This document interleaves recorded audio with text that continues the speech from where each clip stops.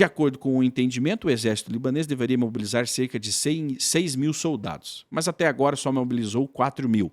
A presença do Hezbollah ao sul do rio Litani ainda continua acontecendo. O responsável pelo relatório, né, acrescenta e diz que, apesar disso, estima-se que o Hezbollah não renovará o fogo, né? Porém, entre outras coisas, devido à chegada de Trump, né, mas Israel não ficará indiferente. Está sendo preparado, está se preparando para qualquer cenário, né? Dizem aí essa fonte de dentro do governo de Israel.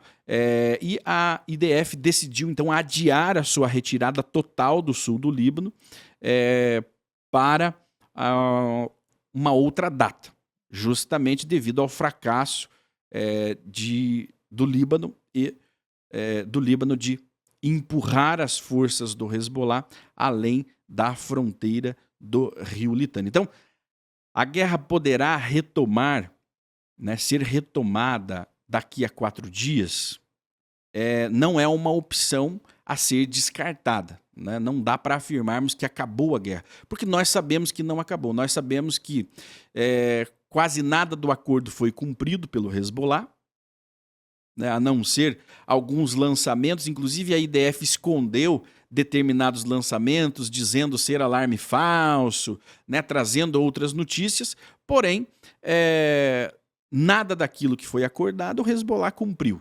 Então, é improvável. E agora Israel teria todas as condições de seguir confrontando o Hezbollah a um ponto seguro. Agora que nós temos mais pessoas aqui acompanhando, né, retornando a nossa fala, Donald Trump, nesse revogaço que fez, nesse decretaço, onde ele assinou inúmeras medidas, dentre elas retirou sanções de cidadãos israelenses, ok, e retirou as proibições de envio de armas para Israel, incluindo bombas de 2.000 libras, teoricamente de 907 quilos, para Israel, e veículos blindados, né, equipamentos que seriam enviados para Israel, justamente equipamentos de apoio, como, por exemplo, aqueles enormes tratores de esteira, né, que se movimentam com esteiras, muito utilizados, tanto na faixa de Gaza quanto no Líbano, para demolir estruturas do Hezbollah no sul do Líbano. Bom, Israel precisava disso. Joe Biden colocou a bota no pescoço de Netanyahu, não enviava essas armas e Israel ficou na mão em muitos aspectos. Naquele momento foi uma forma de Biden pressionar Israel a iniciar um cessar-fogo com o Hamas. Israel precisava disso, sim. Até certo ponto, Israel precisava criar um cessar-fogo, né, ou entrar nessa ilha que seria um cessar-fogo para poder reorganizar as suas tropas, rearmar, adquirir equipamentos que estavam faltando, munições e por aí vai. Bom, a hora é chegada. E na sua opinião? Agora eu gostaria de ouvir a sua opinião. Você acha que Israel deve retomar os confrontos com o Hezbollah e empurrar de uma vez por todas o Hezbollah além das fronteiras do rio Litani? Porque nós sabemos que é impossível acabar completamente com o Hezbollah no curto prazo. É impossível, né? O Hezbollah, ele não é apenas um movimento de homens, ele é uma ideia, assim como o Hamas, né? Esses movimentos, eles se tornaram uma cultura, uma forma de ser. Então, para acabar com esse tipo de movimento terrorista anti-Israel, é necessário um trabalho até educacional, né? E isso leva gerações para acontecer. Mas uma ameaça imediata que mantém até agora, não esqueça, nós estamos hoje no dia 22 de janeiro, até hoje mais de 60 mil israelenses estão desalojados, estão desabrigados. Shemuel, seja bem-vindo. Boa tarde, Shimon. Boa tarde a você que está nos acompanhando para obter as informações do que acontece em Israel e no Oriente Médio. E o mundo, né? O mundo que está acompanhando a posse do novo presidente norte-americano, tão esperado para uns e outros tentar a todo custo evitar, como o Brasil, né, decidiu, o governo brasileiro, não o Brasil, escolher também o seu candidato enviesado à esquerda e numa campanha anti-sionista que foi o de Kamala Harris, que disputou com o atual presidente Donald Trump, que assumiu nessa semana.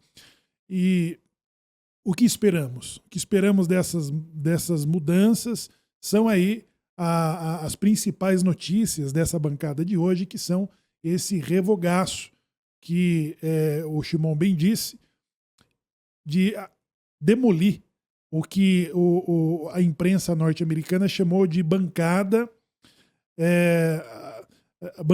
antifada, ou seja, a Kamala Harris estabeleceu no Congresso norte-americano um bloqueio, né, que facilitava a vida e o governo de Biden numa agenda anti-sionista. Esse programa, Shimon, e facilitava a vida dos terroristas, né? Facilitando a vida dos terroristas, diga-se lá o Irã, né? O Irã que teve toda essa atuação, esse protagonismo na região, que só foi rechaçado pela resposta que Israel deu ao Irã e a todos os grupos aliados a ele, como o Hezbollah, o Hamas, né, e os grupos, os Houthis do Iêmen. Então precisou o governo israelense deter as forças e atuação e impor uma humilhação mesmo com apoio indireto norte-americano dado ao governo do Zé Ayatollah, defendido pelo Biden e a bancada que era liderada no Congresso por Kamala Harris. Ou seja, uma infinidade de medidas que atrasava o direito de resposta que Israel tinha na sua programação de destruir o Hamas. E aí, pessoal, quando nós falamos de eliminar o Hamas, é isso que o Shimon disse, é você eliminar uma cultura que ela não foi plantada há 2 anos atrás. É uma cultura que está plantada muito antes de Yasser Arafat. No Líbano.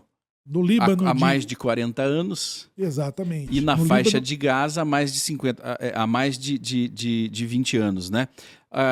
Essa ideologia, principalmente no que se refere ao Hamas, ela surge no Egito já. Desde que Israel declara sua independência, o Egito marcha inúmeras vezes contra Israel, perde todas as guerras contra Israel, mas surge ali a Irmandade Muçulmana com a ideia de destruir Israel completamente. Como não conseguiu utilizando as forças regulares, os exércitos, criou-se então uma ideologia que alimenta e devora mentes de destruição ao sionismo. Exato. É uma cultura que volta ao século XII, né? Eles remetem exatamente ao século XII, esse retorno, quando o movimento islâmico nacionalista perdeu todas as guerras para Israel. As guerras de 48, de 54, de 67, de 73. Pronto. A derrota de 73, quando o Egito ele entra num acordo de um amistício, de reconhecer o primeiro país árabe muçulmano a reconhecer politicamente o Estado de Israel. Aí vem Jordânia e os outros países que vão entrando no acordo em troca dos territórios conquistados na guerra de defesa que Israel teve com todos esses países. Quando o mundo árabe viu que países como o Egito e outros seguiam reconhecendo o Estado de Israel, então essa força antissemita e antisionista, elas remetem a um histórico do século XII, que é quando então os grupos terroristas eles passam a ter essa atuação que o mundo ocidental está enfrentando desde então. E não é só Israel.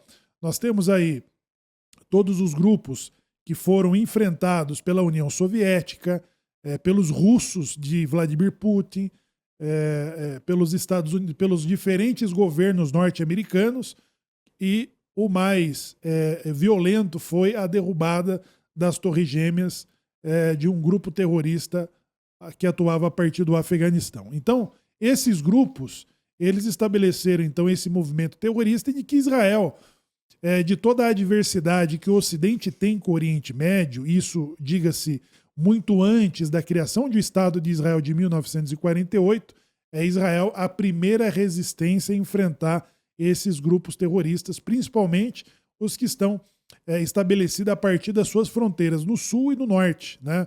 E que contava com o financiamento direto do Irã e o financiamento indireto de governos globalistas, de governos de esquerda que mantêm uma agenda e uma política diplomática de tolerância ao terrorismo e ao totalitarismo que é regido por muitos desses países.